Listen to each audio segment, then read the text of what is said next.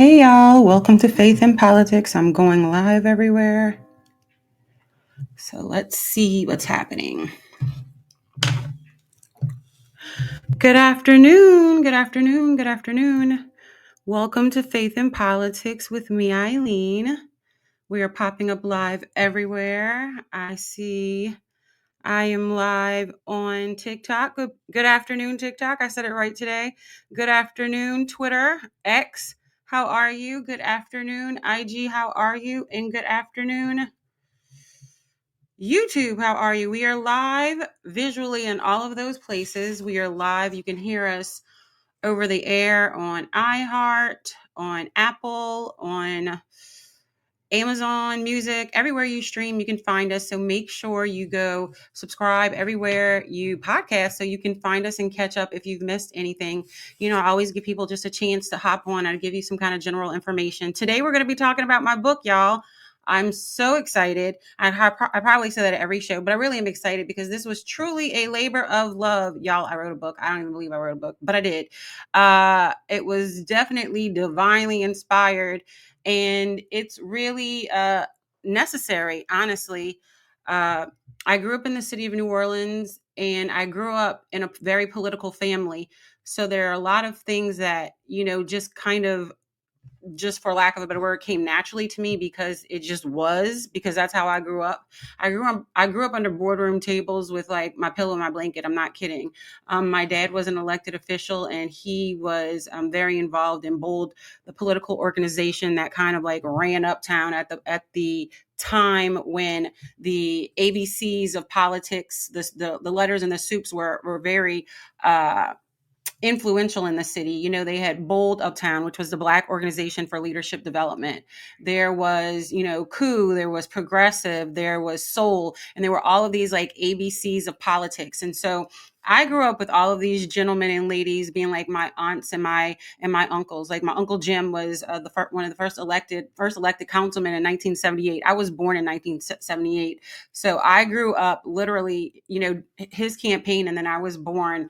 And so politics it just is what it is. And that's how I grew up. And I grew up at the time when, politicians were public servants. That's what I saw. We went and knocked on doors. We went in the community. We helped feed people. We helped, it was a different reality. So seeing how politics is today really kind of doesn't settle well with me. And I remember when New Orleans was a family of neighborhoods. We were, neighborhoods that cared for each other, and we just don't have enough of that. And so I wanted to write a book to empower people and give them the information. As social media manager of the city of New Orleans, when I built that department, I really got to see how much information the residents had and how much information the residents thought that they had. And honestly, there is a disconnect in what residents know and what residents think they know. And there truly is a disconnect between what residents receive from the media and from our elected officials at times. They give you a very glossy version of what's going on, and a lot of times we don't receive the full truth.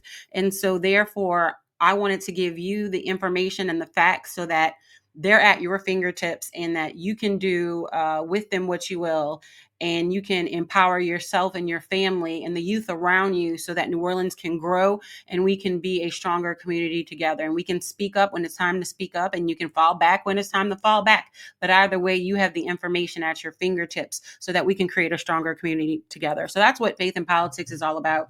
So I really kind of want to just jump into the book and give you a little about what's in it, because guess what? The book is free. The ebook is free. I want to say that multiple times throughout the broadcast. The ebook is free, 100% free through Friday, March 14th. So you can go online on Amazon and you can receive the book 100% free. I wanted to make it free for the first week because I want everybody who wants to get it to get it. So if you can't, you don't have the little funds right now. I know eggs are a lot. I want to make sure everyone can get the book if they want the book. So you can go to any of the links on any of my social media. They're in all of my social media bios. It says free book, free ebook. So go get the free ebook, share it with your family and friends, share it with the youth and your family. It's really a book that is It's easy for anyone to read. It is a lot of facts. It's a lot of information. It breaks down the city per our city charter. I don't even know if some of you knew that. Did you know that New Orleans has its own Bill of Rights? Well, New Orleans has its own Bill of Rights, and it's in the book. And so we should know what our rights are in the city of New Orleans, and we should know what our rights are, period, so that we know how to navigate and we know how to stand up for ourselves, because a lot of us aren't standing up for ourselves. We're living in the okey doke. To be perfectly honest, I didn't know part of it, that we were living so much in the okey doke, until I kind of got blown out of town after Hurricane Ida. I was working in the city for 3 years. I got blown out of town after Ida. We had some damage on the back of the house, so they were working on the house. So we ended up having my son's senior year out of town, and at first it was very difficult, but honestly, it ended up being one of the blessings of my life and his. If you, I recently posted about this young lady in New Orleans who said, she experienced the same thing during Hurricane Katrina. That when she was in high school, and when she went out of town, it was actually Georgia. It was the same state of Georgia, and she found out that she was behind. She found out that she was on a ninth grade level when they were on a when their seniors were graduating, and she was not going to be able to graduate, so she had to navigate it a little bit differently. But I will say it worked out for my son. We were there, and honestly, in New Orleans, he had a very easy schedule, and he had some half days his senior years per his New Orleans schedule. When we moved or got shipped out of town via Ida, we found out that they didn't allow those half schedules. You had to be in class and do what you needed to do. And so they looked at his schedule, and they gave him a lot of classes that he honestly needed, and he needed to just get his mind right for college. He needed to be well prepared, and that's what Georgia did for him. They prepared him very well for college, to the point where he got scholarships and offers. And I 100% do not believe that would have happened for us if we had not gotten shipped away for Ida. And being away, I got to see the differences between New Orleans and another municipality. And so, having come from working in the city of New Orleans, like intimately, I was in communications. I built a social media department, so I knew a lot. And to see y'all, it was this one day, it tripped me out. We were on our way home, and they were busting up a street to repave. And so I was like, okay, let's watch this process. Y'all, when I tell you, the next day when we woke up, that street was paved, I was like, nah, can't be possible. How did they do this? Because in New Orleans, it takes forever for a street to be fixed.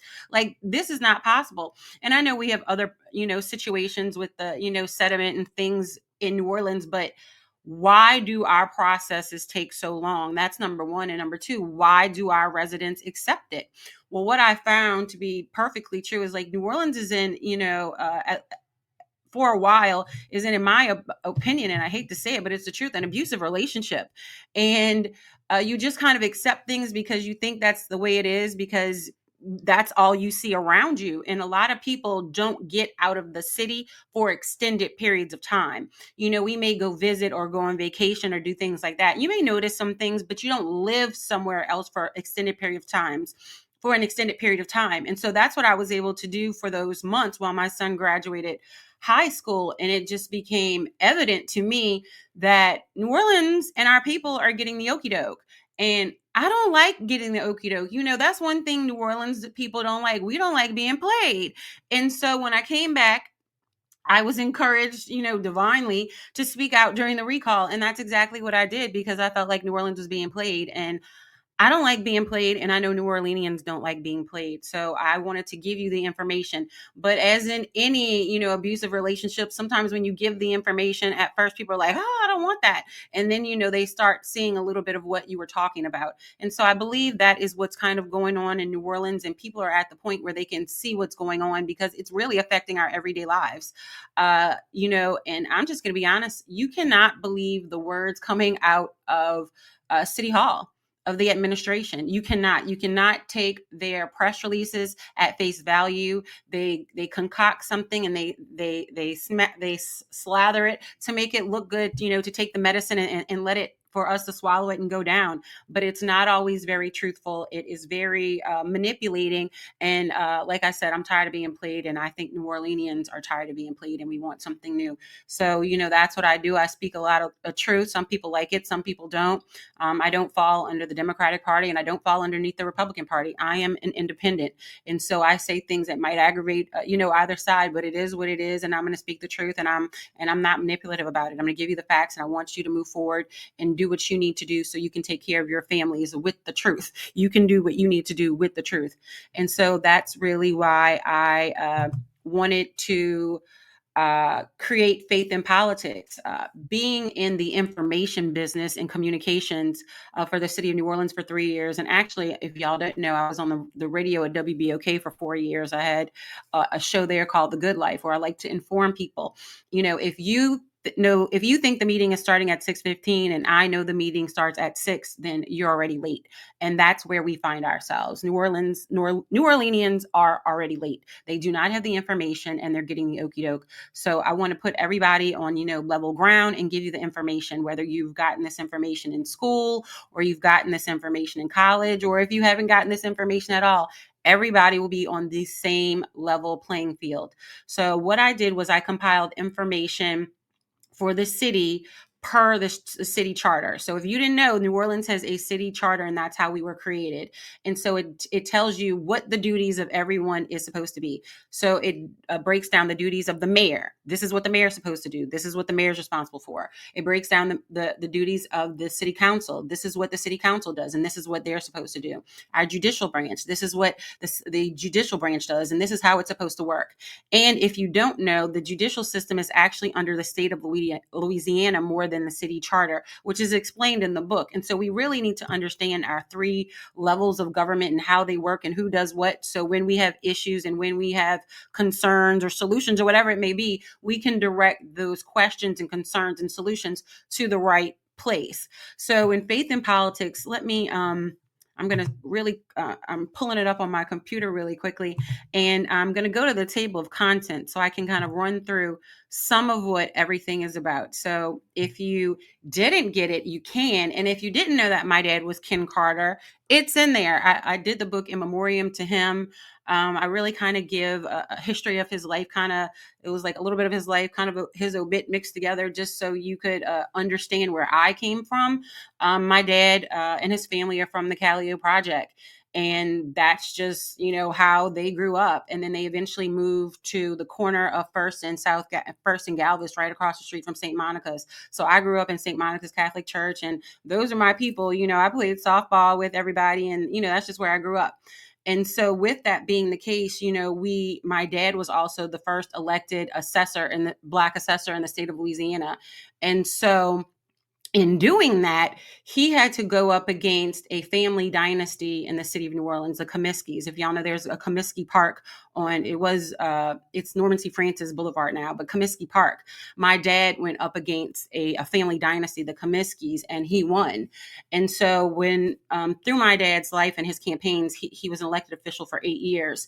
One of his campaigns, he won by, I think it was like 31 or 33 votes. Like, he won a campaign by 33 votes. So you can't tell me that voting doesn't matter and it doesn't count. And so this is how I grew up, and this is what I saw growing up. So I felt it was really important to put some history about my father and what he did, so you can understand, why I do what I do and how I grew up, because that's not only what I've seen. That's just one part. I'm just going to give you one more. My father was one of the attorneys that went up against the tobacco companies. They said no one could go up against the tobacco companies. You can't do that. That'll never work, but guess what? They won. So, and he started that, y'all, he started that case. I'm not kidding. My dad actually ran for mayor, y'all. Funny story. My dad actually ran for mayor in 1994.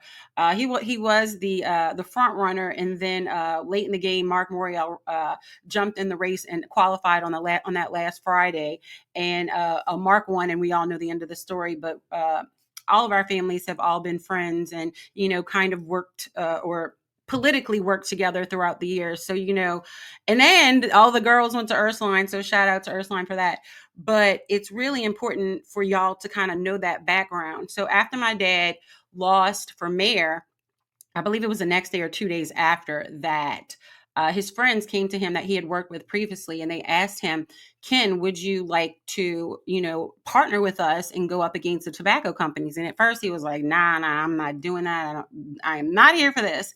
And then, they touched his heartstring because my grandmother died from cancer from smoking. And so, they tugged on his heart and brought that to the table. And then he acquiesced it, and he walked in it, and they won. He started that case when I was a sophomore in high school, so I was 16, and they finished that case when I was 29. So that is 13 years of working on one case because he wanted to help people. So he took on a Goliath because he wanted to help people, and he has instilled that in me. I don't care what you look like. I don't care what it is. If you're not doing right by people, then I'm going to say something, and it is what it is. That's how he raised me, and I never give up. That has been our family motto. I even got it tattooed. I mean, I don't know if it's upside down there, but I got it tattooed on myself when my father passed me. So it's something I live by. I don't give up, and I will always speak up for people when, even if no one else does, I will do it by myself if necessary. And so that's really why I wrote the book. I wanted to make sure everybody got equal information, and so that's what it's all about. So I'm going to jump into so that's a little background of why, I'm compelled to do certain things. I just remember when our elected officials were public servants, and I believe that they're doing us, they aren't doing what they need to do. And I'll put that in the nicest way possible. So in the book, part one is understanding New Orleans government. And so it breaks down the executive branch, the legislative branch, and the judicial branches. And it goes literally per the charter. It says, this is what the mayor is supposed to do. This is what this council is supposed to do. This is what the judicial is supposed to do. And with that being said, if you didn't know, under the executive branch are every department in the city of New Orleans. Every department is under the mayor. And not just the departments, there are side offices that are under the mayor, like the Office of Neighborhood Engagement, the Office of Homeland and Security, the Office of Gun Violence and what else? Let's see, the Office of Cultural Economy. There are offices underneath the mayor's office that are not departments. The departments are like stated in the charter. Your offices have been created. So your mayor is over all of these things, as well as your boards and commissions. Your mayor decides these boards. Now, the city council usually approves of these people, but the mayor is over all of these things. So I break down all of those, and I literally list every department and every office that the mayor is responsible for, and every board and commission. And I tell you how the people are chosen for the board and commissions, and who chooses them, and how they're approved. So all of that information is there.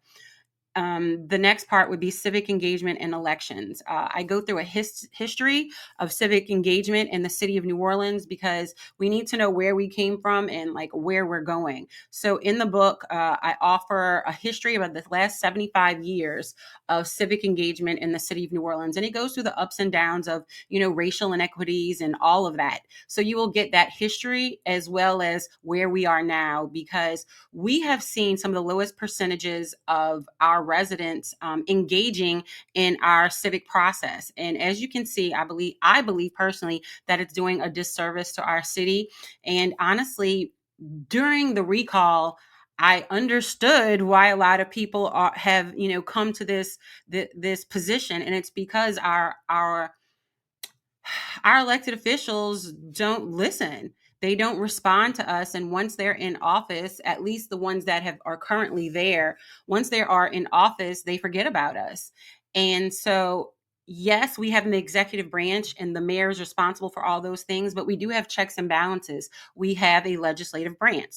Now, our legislative branch is our city council, and our city council is like over our utility regulation, and they create laws. The mayor enforces laws. The city council creates laws, and they hold the purse strings of all of the departments that are under the mayor. Yes, they hold the purse strings. They are also tapped with responding to residents. But here's the okie doke there.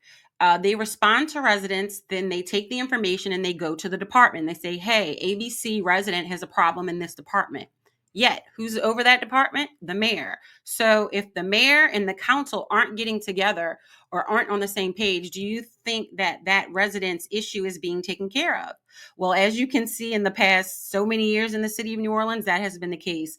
I know firsthand, and it has been stated that the mayor and certain city council members have literally not met in years. So how do you think the business of the city is happening? Your guess is as good as mine. Lots of things behind the scenes are not being said, and it's time that they are said, and it's time that uh, people remember that we have the power and we start to use it. And so, with that being said, the city council also has oversight, which is the biggest part. So, with them having oversight, they can call these departments to task and call them in front of them to ask questions. My personal opinion is that the city council has not been doing enough oversight to hold the mayor accountable. Now, I also believe the reason they have not been doing that is because the mayor is retaliatory and she fights back and does very harsh and mean things to people. And so they're just kind of trying to ta her until she gets out of office. But while they're ta-taing her, the residents are not having our basic needs met. And as you saw, there was a group of residents or, business leaders who just said yesterday, hey, we need all of this stuff to happen in New Orleans and we're going to create a new plan. And I appreciate their plan as each and every one of us, or we appreciate your plan, but bring it to the mayor. Bring your plan to the mayor.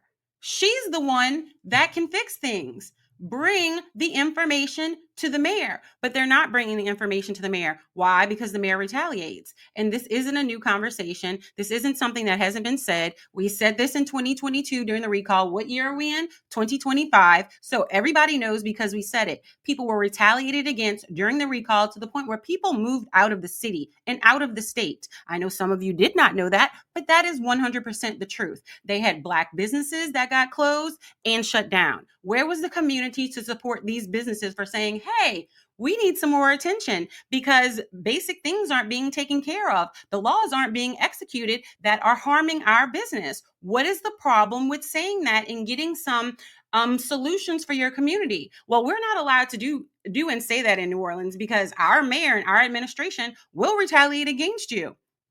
Shocking, right? Shouldn't be, because that shouldn't be the case, but it is the case. And so there was recently a report on the news regarding safety and permits, and I wanted to do a round of applause for the residents who stood up and said, "Hey, we don't say anything because we get retaliated against." There was even voice recordings, which I think probably made it a lot easier for the residents to speak up from the Department of Safety and Permits saying, hey, oh, such and such happened with this. So I'm going to put their stuff on the side and they can wait for months. What? Because you didn't like somebody, you put their permitting on hold, affecting their bottom line? Well, if you didn't know, a lot, our permitting and safety, our safety and permits department, they have some permitting that is backdated since August of 2024. Imagine if you were trying to build something or start your business in the city of New Orleans and your permitting has been sitting there since August because somebody in the city of New Orleans doesn't like you. Well, that's happening to a lot of people in our city. A lot. And business leaders don't want to even speak up because they won't get a permit. During the recall, I'm not going to say where it was, but we had just popped up, we did our pop-ups to get signatures. We popped up on a corner and they had a business that came up and said, can you please move to the other end of the street? And we were like, well, what's up? And they came out and told us, they said privately, we're asking because we're waiting on our permitting and we don't want the mayor to think that we're supporting this because we can't afford to have our permits be delayed any longer. Are you kidding me? Yes, very true. So this is what's going on in the city of New Orleans, and this is why we need to speak up, because this is just one example of many. People don't speak up because they're retaliated against, and I don't care. I don't care. Everybody puts on their pants the same way, one foot at a time. God is not a respecter of person. We are all, uh, deserving of respect. And if you decide to be an elected official, then you should serve the residents. The city of New Orleans should be empowered by the people. We put you there to execute our will, not yours. And so I've just found that a lot of our elected officials have been empowering their will and not the will of the people. And that's a problem for me. And so I wanted to empower the people with information so you can say, hey, this is what you're supposed to be doing. You're not doing this. Let's get back on track. It's not about pulling anybody out of their position. It's about making sure we all stay on track so our needs can get met. I mean, like basic, like, can we have lights? Can we have lights? Like, can we have our lines painted on the street so people know? Like, these are basic things. And like, how, just to be real, this is one that aggravates me, how our community has been treated over under the Claiborne Bridge annoys me to no end. Because personally, what I would like to see under there is like a mini French market for New Orleans residents. Why don't we have something for us? We go to work, everybody does what they need to do all day long, and we can't even live and enjoy our own community. Well, who are we doing it for? Tourists? The business community exclusively? Who are we working for? Who are we doing this for? And so I just don't feel like we're being heard and our needs are being at the forefront. You know, the administration can go on every flight across the world to do some climate change. And I'm not saying climate change isn't important, but, you know, I'd rather you go sit down at a convention regarding youth activities and participation and how to grow that in the community. You know, if that's what she was going to, hey, 10 times we would pay for that trip, but I'm overpaying for the 15th trip to go to Hong Kong to fight climate change, and nothing's happening in the city of New Orleans. So I don't know where you like your tax dollars being spent, but personally, I would prefer them to be spent on our children, the future. And that's just where I am with that. And so with that, in part 2 of the book, I discuss civic engagement, and I give information on the civic engagement measures in the city and how we can get more involved. I also give information on the elections and the processes and how elections are delivered in the city and the state. I do have a little part called Lagniappe. I actually gave that information a couple days ago in one of my posts, but I'm going to give it again because it's one of my favorites. When I was working for the city, I created this link. It's NOLA.gov/apps. I'm one of those people, like, I just love information. I love to give it to people. And so NOLA.gov/apps gives an assortment of information on all of the applications that the city of New Orleans has. That's one of the things that I learned, is that the city of New Orleans IT department, shout out to Kim LeGroux, is off the chain. But the crazy part is, without the communications department delivering the information, y'all don't know it exists.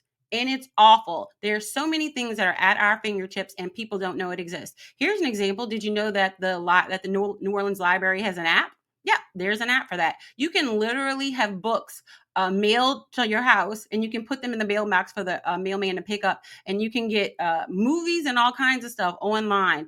I remember during COVID, because I knew that it existed, my son would, there was some math or whatever he was doing. It was like 7th grade, and I was like, oop, don't know how to do that new math. And so he called the information line on the New Orleans Public Library system, and they literally walked him through it. And so there are tools that you can use for your family in the city of New Orleans that will be helpful today, that are available, that they don't talk about and they don't share. And so I want to do it, and I wanted to make sure people got the information and share it.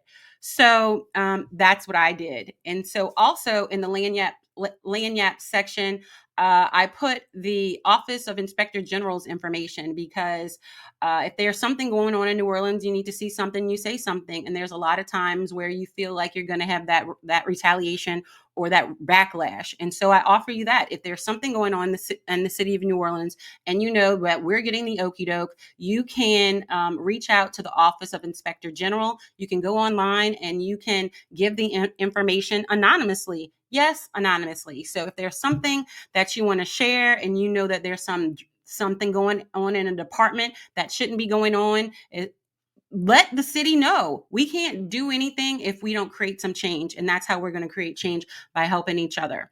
So next, page 39. Well, is the Bill of Rights. Did you all know that New Orleans have a Bill of Rights? Well, we do, and you should read it, and it's in the book. What else is in the book? The executive branch suspension and removals. It tells you how our executive branch officials can be suspended or removed from office. Our legislative branch, it also explains that the suspension, salaries, and removal. So it explains how they can be removed from office. And then the next one was section was recalling elected officials. So all of you know, I did the recall for the city of New Orleans with Belden, and so as I did it as a co-chair, Belden was the chair, and you can see the process that we had to go through. And if you didn't know that there's a process to remove people from office if they're doing us a disservice, there is. So you can read exactly what it is. And personally, it is very outdated. I believe that it should be technologically updated. There's no way that you should have to get 50,000 some signatures by hand across the city this day and age. We are in AI. There is no way that we should be doing that. They should have, in my opinion, they should have you should be able to go to the registrar's office as an option, and you should have days where you can go in and hit yes or no or whatever you want to do, and then they can be allocated. And it's not even something that we have to count. It should be updated, and because elected officials created that process because they never want anyone to be taken out of office. Peep game. So that's why the recall process is the way it is, because they don't want anyone to ever be taken from office. Why would you choose to create a way for you to be removed from office? That's kind of how they feel, and that's what they've done. So we're getting the okie doke there. The next section is I break down the state versus local government and all of the levels. Now, this was really important because after talking to a lot of New Orleanians, I found out that a lot of people thought the governor was the mayor's boss. And I'm like, hold up, the governor's not the mayor's boss. That would be like saying the president is the governor's boss, which isn't true at all. Everybody has their own lane and their specific duties. And so with that being said, I broke it down. So I have one, state versus local. So this is what the state's supposed to do. This is what the local is supposed to do. And then I have another section broken down with federal versus state versus local. So you can see what each level of government is supposed to do compared to the other. And so if you wanted to just jump to those sections, I literally kind of repeated them so that you can see who does what and where and who's responsible for what. And so I just really felt that was important because you can navigate better. Because let's just say you have issues with your Social Security information, or someone in your family is having issues with their Social Security. Well, you're not going to your local government for that. You're not going to your state government for that. You need to go to your federal representative. So you would go to, in my district would be Representative Troy Carter, my cousin, but you would go to that district for that. And so that's where you would go. And if you had a state issue, if you had, let's say you were on SNAP, or some type of program like that, or you had something with child support or something like that, you would go on the state level. If you had an issue with your sewage and water board bill, the mayor is the head of sewage and water board, so therefore you would go to the local level. Or if you had issues needing safety and permits for your building, or there was blight next door, then you would go to the mayor. So you need to understand the different level of government so you know who does what and where to go. So this book will give you all of that information. And then y'all, this was like one of my favorite little chapters to write. It's called Link Up. So I did a list of online resource links. I'm in that field. So everything that I could think of that you would need, all of the offices in the city of New Orleans, all of the departments, all of agencies around the city, I put a chapter together where they have all of the links. So if you need some information, you can find it easily because you can go in the book and say, oh, I need this. Oh, there's a link for that. Housing. Oh, there's Hano. I need a link for that. This is where I find it. So there's a link for everything that, in my opinion, that you could possibly think of in the book. The next one was public record requests. Did you know you can request information from the city of New Orleans and they're required to give it to you, but not just the city of New Orleans. This is available on the state and the federal levels as well. So what I did was I explained how to get a public records request through your local government and through your state government. And so if you wanted some information, all of our podcasters out there and anybody else, just regular residents, if you wanted some information about what was going on and you wanted the truth, if you were like, hey, that's how the reporters get the information, and you have the same ability to do it too. So I wanted you to know that you did. And so last but not least, I broke down how to do business. If some of you didn't know, I have a business. I have a small business background. I worked at it was then the LAMSDC. It's now the Southern Regional, but they handled the the MBE certification, which is your Minority Business Enterprise uh, certification, which allows your businesses to do business on the corporate level. So when I did that, I learned a lot about the process. But the city of New Orleans and the state of Louisiana also have those processes too. So the city of New Orleans process is the DBE process, the Disadvantaged Business Enterprise. And so with that, when businesses want to do business with the city of New Orleans, the city may require them to have a certain percentage, 35% of business with people who are in the DBE program.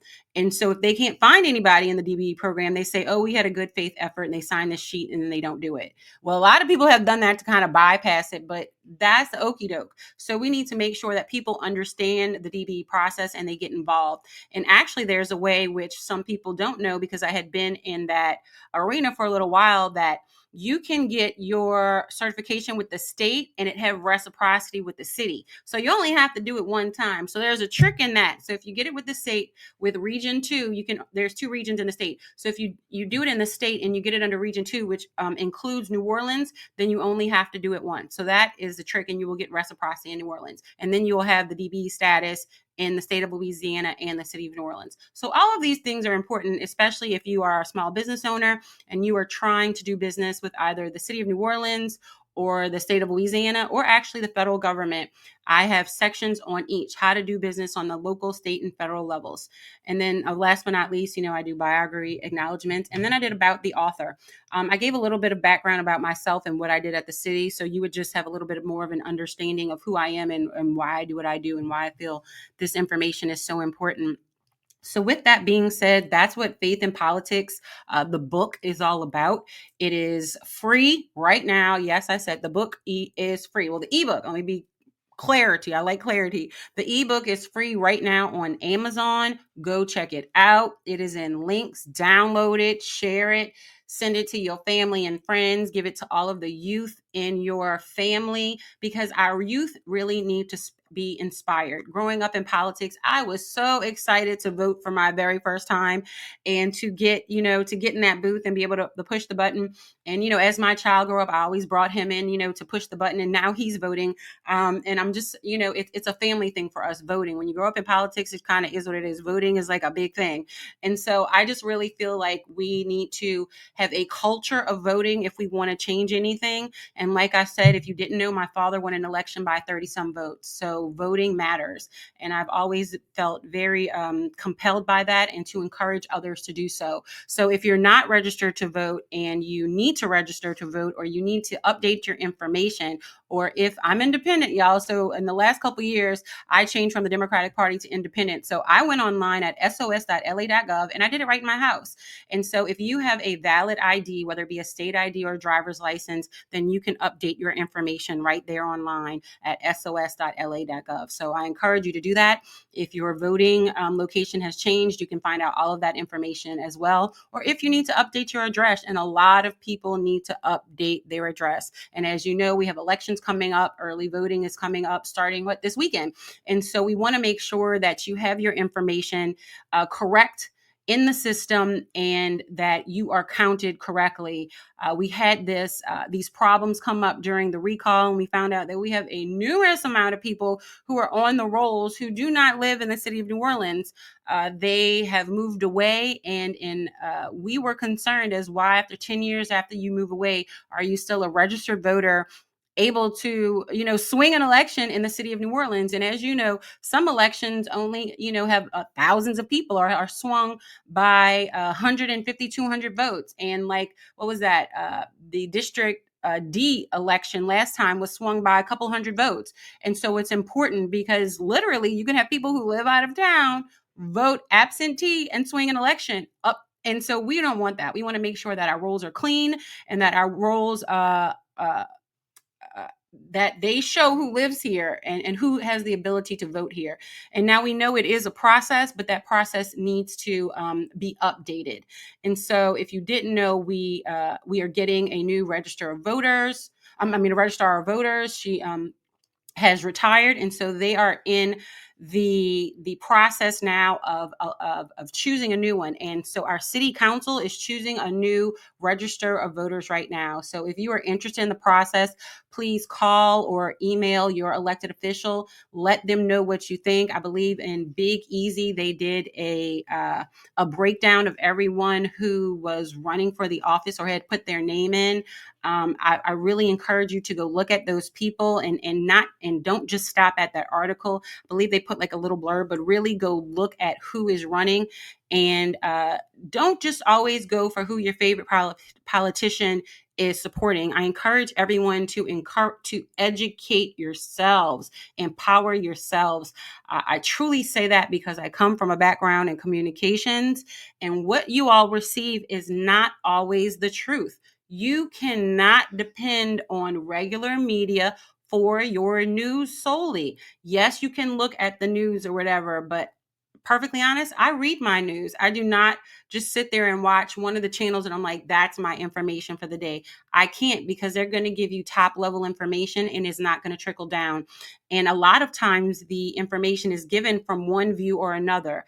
For instance, while working for the city of New Orleans, if we needed a positive news cycle, we could create that. And residents don't think about those things, but we do. And that's really how the administration works. If she's going through stuff, they will create a positive news cycle for her because she holds the trump cards, because they can meet and give information to who they want to. And they do just that. There are certain reporters, and there are certain people who write articles in NOLA.com and the Advocate and things like that, who and Louisiana, what the Tribune and those things. There are people who put plant pieces to sway New Orleans voters. They 100% do it. I 100% have seen it with my own two eyes. And they also do plant pieces to take out people and to make people look bad. And so with that being said, I offer you to look with your spiritual eyes. I don't know where you are in that, but use your discernment. Don't go for the okie doke. That's one thing about New Orleanians. We do not like being played. And I just offer you that. We have been played, and we have to be honest about it, accept it, and move forward. What are we going to do? We got played. Okay, so now what are we going to do? And just like I said at the beginning, unfortunately, it feels like, that abuses or that relationship you can't get out of for some people. They have that love and they're like, oh, but she's a Black woman. All skin folk aren't kin folk. That's number one for me. And number two, with regard to certain things in the city, I'm like, there are multiple Black women who do things. Which Black women do you choose to support? So you can't just say it's a Black woman thing, because I just believe that's the okie doke, and it comes down to which one are you going to support.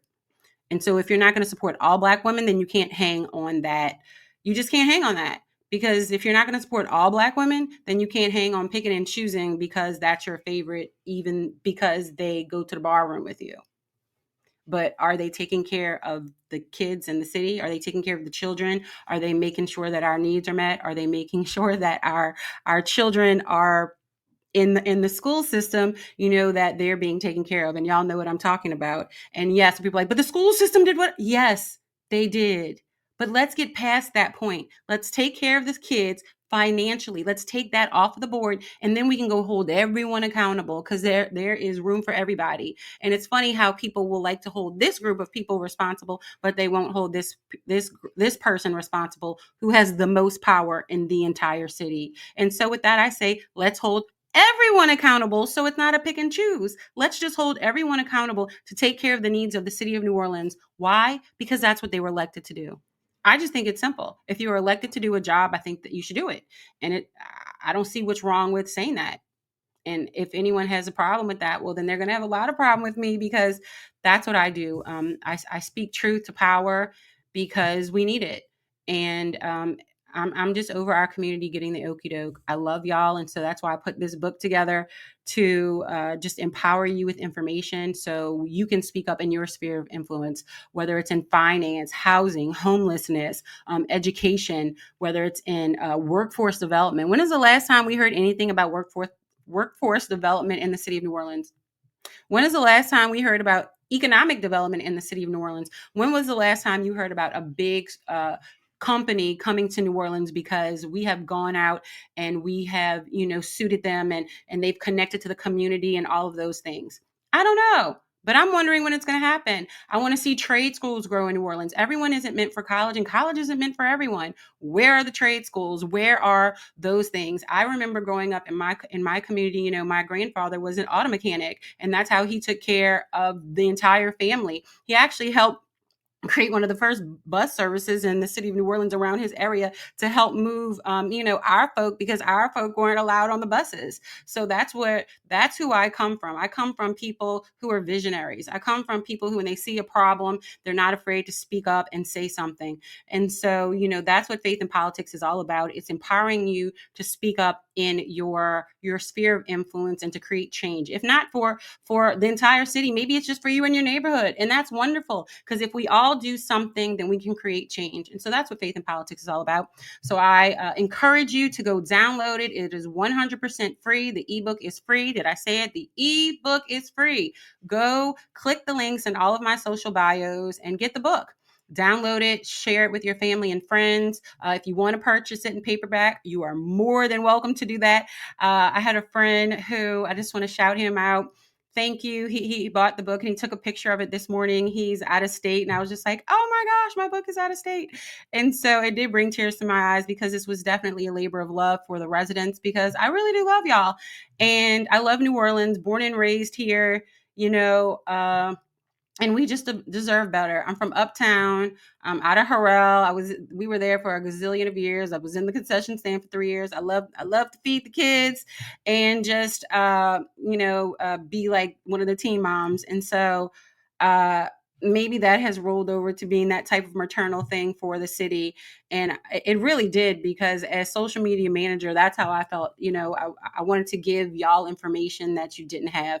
And so with that being said, again, I encourage you to all go download the book. And if you didn't know, I do podcasts every Tuesday at 12 at noon. And so if you want to receive the blast, you can. You can do that by texting JOIN and your email to 504-399-4380. That is text JOIN, the word JOIN, and your email to 504-399-4380. Text JOIN and your email to 504-399-4380. That will engage you with our process. I send an email once a week. People got 2 this week because I did send out one for the book. So you did get 2 this week. And I also signed you up for Solution Saturdays. Let me go through our week, what we do. So on Tuesdays, I send out a blast about what we're talking about and what's going on. And then at noon, we have our podcast. You'll see me live on certain platforms, and you can always go back and listen on everywhere that you podcast. I'm on Apple. So if you have your Apple Music, y'all go into podcasts and you can find me right there. Faith in Politics Today. I'm on YouTube, Faith in Politics Today. I'm on iHeart, Faith in Politics. I'm on y'all, everywhere you podcast, really. It's about 8 different spots. But my home spot is on Podbean. So if you have that app, you can find me there as well. So I'm pretty much everywhere you podcast, even Amazon Music, Google, y'all. I'm everywhere you podcast. So please go subscribe and hit that. And so you can be notified when the next episode drops. This is episode 25. And so if you've missed some, you can definitely catch up. We have the political podcast started episode 20. So if you did not know, I do walk with the Lord. I am in the fivefold. And so episode 1 through 19 are going to be prophecies and words that the Lord gave me. So if you want to delve into New Orleans prophecies and what the Lord has been giving me for the last about 4 years, you can go there. The majority of my prophecies are, if you follow me on any of the platforms, I just tell you what the Lord tells me. I don't have an opinion. This is what the Lord told me, and this is what it is. And so you can get the information there. Like I said, episodes 20 through 25 now, because we're in episode 25, are exclusively politics. I do drop in a little words that the Lord gives me from there, but these are more really politically directed and breaks down some of the information that you will also find in the book. So please go follow me and subscribe so you can. We don't want you to miss anything. We want this to We want to really engage people and encourage you. So if you get your information by video, here I am. If you get your information by podcast, then here I am. You can get me there. And if you get your information by reading, I created a book. If you get it, online reading, then you can get the ebook for free. It's really, I tried to put the information at your fingertips to make it easy. And so that's what this is all about. And so if you wanted to reach out to me, if you have questions, concerns, you want to partner with me, sponsorships, I have some people reaching out for certain different things. I'm going to be growing in different ways. I'm just really excited about that. So you can email me at Faith in Politics Today. It's just like the handle, Faith in Politics Today at gmail.com. faithinpoliticstoday@gmail.com. I'd love to hear from you. Email me. Some people don't want to DM or post something directly on the page, and I totally understand that. So email me. I respond, and I call back. Some people get surprised because I'm like, hey, let's talk. Call me. And they're like, what? I'm like, yeah, let's chat. I want to hear what you have to say because I feel like it's important. One of the greatest things I did was that recall and listening to people for 7 months. New Orleanians deserve better, and I'm going to offer you that information. So with that being said, I just want to thank you again for tuning in. This is Faith in Politics with me, Eileen. And again, if you are not registered to vote, please make sure you register to vote. You can go online at sos.la.gov. That is sos.la.gov. The Faith in Politics book is free right now online. Make sure you go do it. It is free until Friday, March 14th. So go download it and share it. I'm just so proud of, actually, I should say pleased. I'm so pleased with finishing. It was a work, it was a labor of love. And honestly, there was so much warfare to finish that I knew it was necessary that I finished and I got this out to each and every one of you. So stay blessed. I love y'all. And let's go. Let's speak up for our community. Bye, y'all.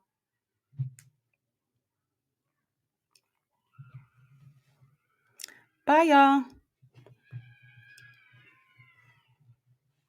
Bye, y'all.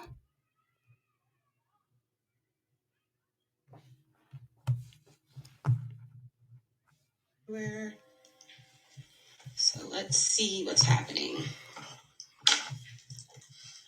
Good afternoon.